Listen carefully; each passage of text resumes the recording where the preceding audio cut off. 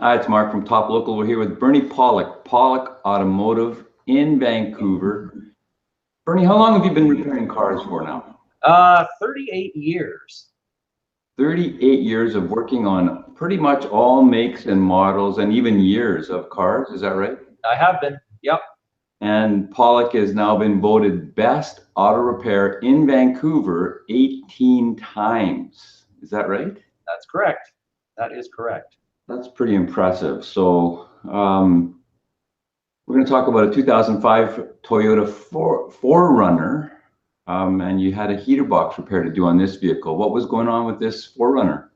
Well, the owner of this vehicle had bought the vehicle recently, and one of the issues with the vehicle is that there was no heat on the driver's side of the vehicle. There was heat on the passenger side, but not on the driver's side. The heating and air conditioning worked fine, but only cold air basically on the driver's side of the vehicle. So what sort of diagnosis did you have to do to find the problem? Well, the first sort of area that we looked on the vehicle was, of course, being that there's heat on one side and not on the other.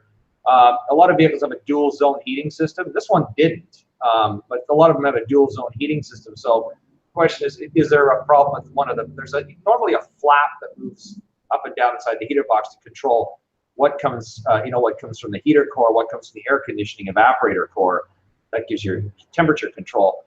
And obviously this is the area we poked our head under the dash, looked to see, are there motors, are there actuators? And of course, if you've ever looked under the dash of a modern vehicle, there's an awful lot tucked in there and then not a lot to see. We also did a visual inspection for the ducts. But from what we could determine, the heater box had to be removed to determine the cause. The problem was inside the heater box. There's nothing external that we could see. So with all that stuff in the dash, that sounds like a pretty involved job.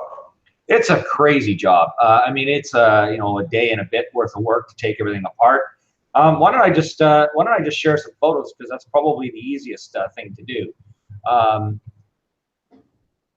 We'll have a look at a few photos here. So let me just share my screen and we'll start. So here's our 4Runner here. Nice vehicle, nice sporty tires, good off-road. This is a V8 too, so it's got lots of power.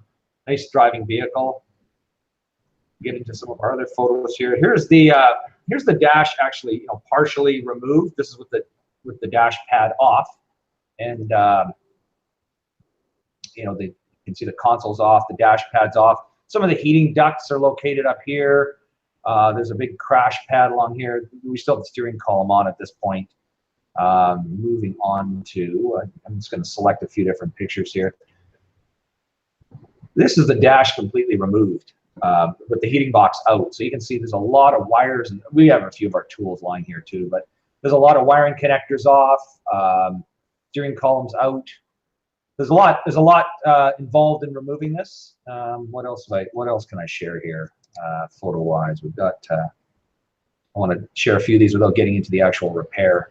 Well, actually, we can talk about the repair. So what we found, we took the heater box off. This is the heater box here, located on the bench. The heater core, these are the pipes for the heater core here, and the heater core is located actually down in this area here.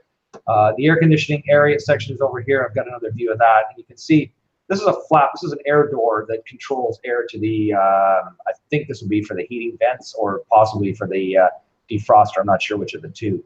The actual issue or concern was actually inside this heating box further down. So I'll go into the next photo, which is another view of the heating box. So there's the air conditioning evaporator core. This is what causes the cool air in the system. And down here is where the fan is, so it blows the air. These pipes here are for the air conditioning system, and these are the heating pipes. So you can see there's a lot of parts and pieces that go into this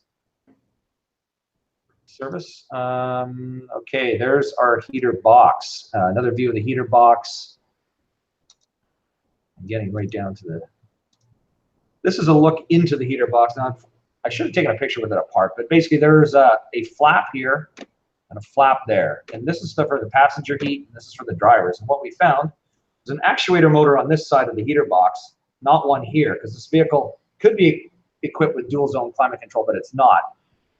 And there's a connecting rod that connects these two, and it was broken between these two pieces. So what would happen is, you could get temperature control on the passenger side, but it wouldn't translate to the driver's side. This flap just stayed shut down, blowing cold air all the time.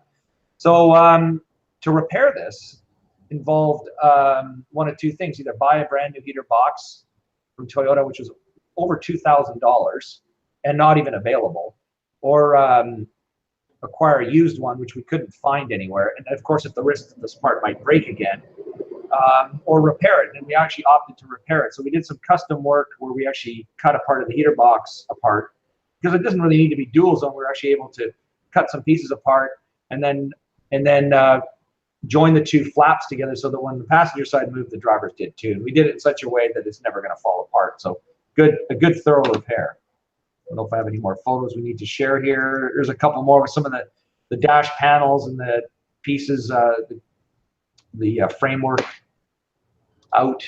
And I think that's probably enough photos to chew off for a day. A huge job. I imagine that wasn't inexpensive. Yeah, it was. But I'll say that we repaired it and saved the customer an awful lot of money by doing that repair. As I said, the actual heater box is over $2,000 in Canada from Toyota, and the part wasn't available in North America anyway, so it would have taken a few weeks to get it from Japan. So for a fraction of that price, we were able to take the heater box apart, spend a little more labor, but actually repair it properly and solve the concern. So is this a common concern? No, but we come across new and interesting things all the time on cars. This is one of them. This is the first time we fixed something like this on a Toyota, though. From some of our research, we're not the first people who've run into this particular problem. It has happened on other Toyota trucks and 4Runners. But as far as cars in general, I mean, we do run into problems with heater boxes. A lot of times there are actuator motors in modern, I say like the last 15, 20 years of cars. They use actuator motors and these door flaps, and so the actuator motors will die, or sometimes the actual flaps will break. So we fixed them on a variety of different vehicles, but this is the first issue like this on a 4Runner we've seen. So there you go. If you were looking for auto repair of your Toyota vehicles in Vancouver, the guys to see are Pawlik Automotive. Bernie, do you want to sign off? I'm really echoey today. Sure. Yeah. Well, thank you for watching us, and give us a call. As Mark often says, we're busy. Book ahead and give us a call. Thank you. Thanks, Bernie. Thanks.